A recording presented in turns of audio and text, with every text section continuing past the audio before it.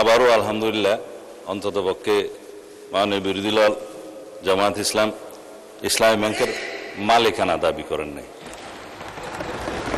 আপনারা বলেছেন যে ন্যায় নীতির পথে ফেরত আসতে হবে, ওই ন্যায় নীতির পথে ফেরত আসার জন্যই বাংলাদেশ ব্যাংক ব্যবস্থা গ্রহণ করবে মাননীয় স্পিকার।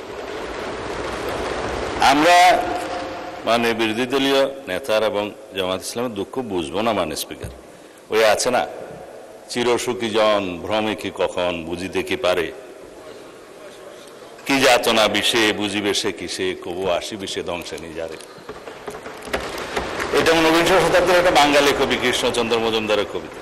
তার আরো কয়েকটা লাইন আছে, যতদিন ভবে না হবে না হবে তোমার অবস্থা আমার সম, ঈষৎ হাসিবে শোনে না শুনিবে বুঝে না বুঝিবে যাতনা মম।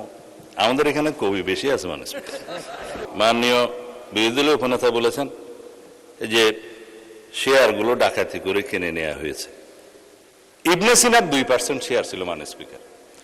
ব্লক মার্কেটে 3 গুণ দামে তারা শেয়ার বিক্রি করেছে।